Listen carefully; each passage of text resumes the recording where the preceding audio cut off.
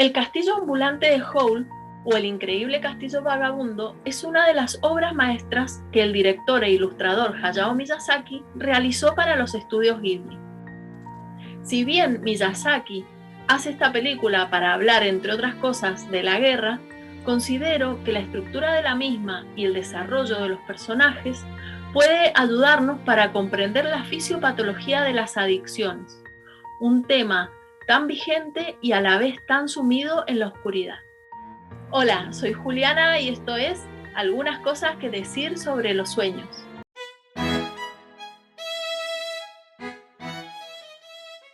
Cuando hablamos de adicciones, hablamos de personas que tienen ciertas formas de comportamiento compulsivas, como puede ser consumir alguna sustancia psicoactiva, alcohol o jugar compulsivamente, ya sean juegos de azar o videojuegos. Y como veremos, el objetivo de cualquiera de estas conductas es evadirse de la realidad. En la película del castillo ambulante, Howl pasa mucho tiempo luchando en una guerra que, como vamos descubriendo a lo largo de la película, no tiene razón de ser. Si bien la finalidad y las intenciones de Howl de participar en esta guerra son de carácter noble, él termina usándolo de excusa para evadir su propia vida. Su casa es un desastre, su rumbo indefinido y su cuidado personal está ausente. Muchas adicciones comienzan como algo inocente, sigiloso, con buenas intenciones de fondo, como puede ser, por ejemplo, socializar.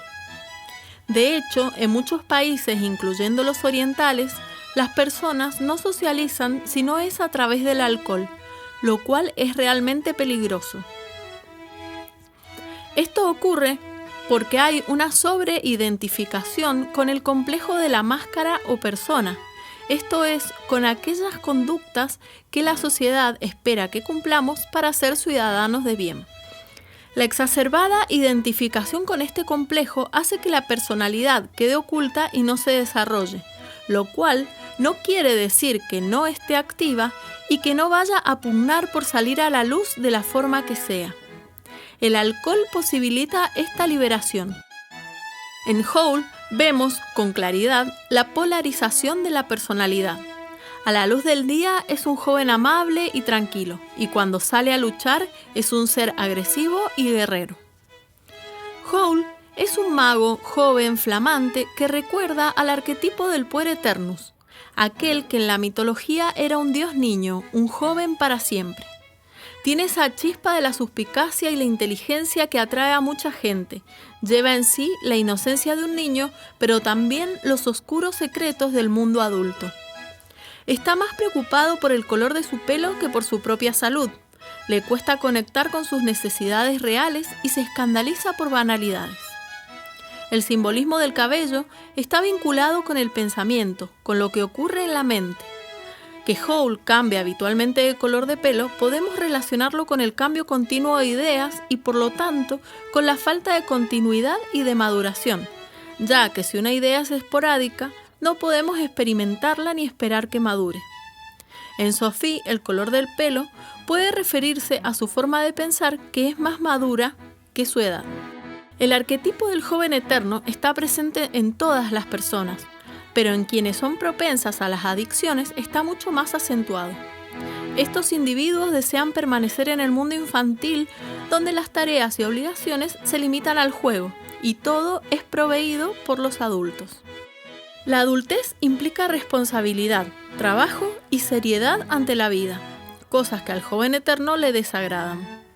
Howl toma como única responsabilidad una que implica peligro y mucha adrenalina, algo muy común en personas del estilo Puer Eternus, que buscan actividades de riesgo y cercanas a la muerte.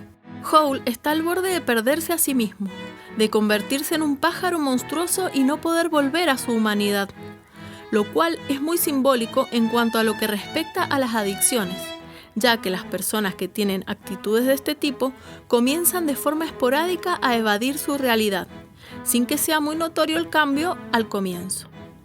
Pero si sus actitudes se mantienen en el tiempo, llegan a convertirse en este otro ser, menos humanizado y más cercano al mundo instintivo. A la vida de Howl llega Sophie, una joven que, presa del hechizo de una malvada bruja, tiene que padecer físicamente una prematura vejez. Sophie es la única esperanza de Howl de no convertirse en monstruo para siempre. Ella es la parte femenina que viene a poner orden, calor de hogar y dulzura, además de límites y de brindar momentos de profunda reflexión. Sophie descubre que Howl también está hechizado y que el fuego de su corazón le pertenece a un pequeño demonio llamado Calcifer, que es el encargado de darle vida al castillo y de cuidar el confort de Howl. Ella logra dominar a Calcifer, el cual obedecía únicamente al mago. Esta es una señal de que Sophie, con su amor, puede aún curar el corazón de Howl. Carl Jung dijo que para que una persona pueda liberarse de una adicción, debía encontrar algo tan poderoso como puede ser un valor espiritual muy elevado. Sophie representa la actitud interna que abre esa posibilidad de conectar con la vida espiritual de Howl. Él tiene una conexión con su mundo interno vana y superficial basada en la superstición. Su habitación está llena de amuletos y hechizos de protección que responden más a su ego que a sus verdaderas necesidades anímicas. Sophie pone orden en la casa, algo fundamental para comenzar a ordenar el mundo interno, prestar atención a lo que ocurre en la realidad concreta, poner los pies en la tierra, cosa que a Howl no le gusta. Él prefiere volar hasta el agotamiento. Le es más fácil estar bajo el efecto de las sustancias que lo alejan de la realidad que poner los pies en la ardua vida diaria, aun cuando las consecuencias sean nefastas para sí mismo y para quienes le rodean. En el castillo habita un pequeño niño, aprendiz de mago, que puede representar la parte sana que queda de Howl y que aún se interesa por aprender y vivir el día a día, cuida de su maestro y lo respeta. A pesar de que una persona esté muy enferma, siempre habrá partes de su psique que se mantendrán sanas y que de alguna manera se encargarán de conservar prendido el fuego del corazón. Sophie también representa la compasión y la aceptación, al cuidar con mucho amor de la bruja Calamidad, que fue quien la hechizó, pero que luego de ser engañada por la emperatriz Madame Suliman, perdió todo su poder y su vitalidad.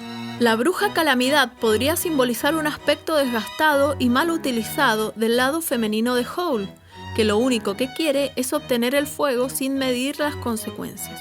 A este singular grupo lo acompañan dos personajes muy amigables, Cabeza de Nabo y Hin. Cabeza de Nabo es un joven príncipe hechizado, es muy amable y de gran corazón. Hace pensar en todo lo que está inmovilizado en la personalidad de Howl por no tener conexión con el amor. El perrito Hin es inocente, amigable, suspicaz y también tiene cierto parecido con Howl. Incluso en un momento Sophie cree que es él disfrazado y a pesar de que es un espía de Madame Suliman, lo integran a la gran familia y él decide quedarse allí. Hin puede representar los instintos que están cercanos a la conciencia y que si bien aún están personificados por un animal, este es un animal doméstico que responde al dominio de la conciencia y que si lo tratamos con amor y no lo negamos, puede jugar a favor y no en contra de nuestras decisiones.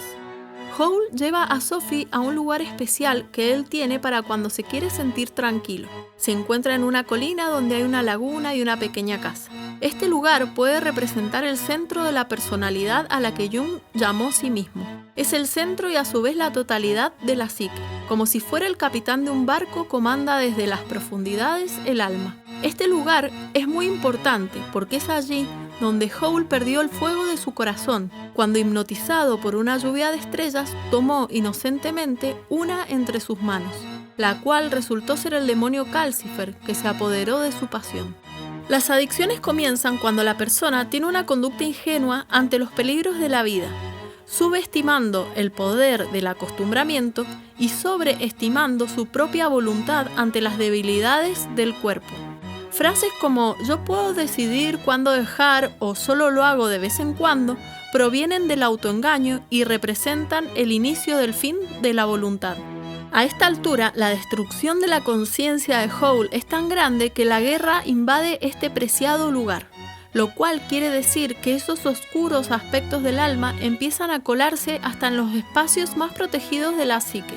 El castillo empieza a derrumbarse y el fuego a apagarse, representando un estadio crítico de un adicto, cuando ya su naturaleza instintiva vence a la humanidad apagando el fuego vital. Howl en este momento está convertido en pájaro, Lo único que le queda son sus fuerzas internas, representadas por los habitantes del castillo.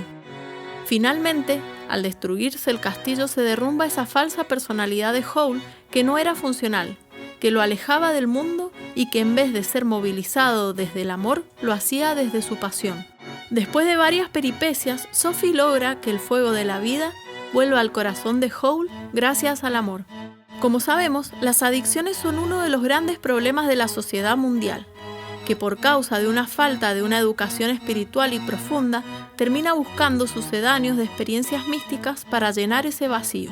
La energía que gastamos manteniendo al diablo en su cueva, avergonzado y escondido, es decir, todo aquello que no está permitido socialmente y que se hace en la clandestinidad, es una energía perdida para la personalidad, pero que puede ser rescatada con un resultado inmensamente poderoso, liberando el potencial creativo que de esto surge.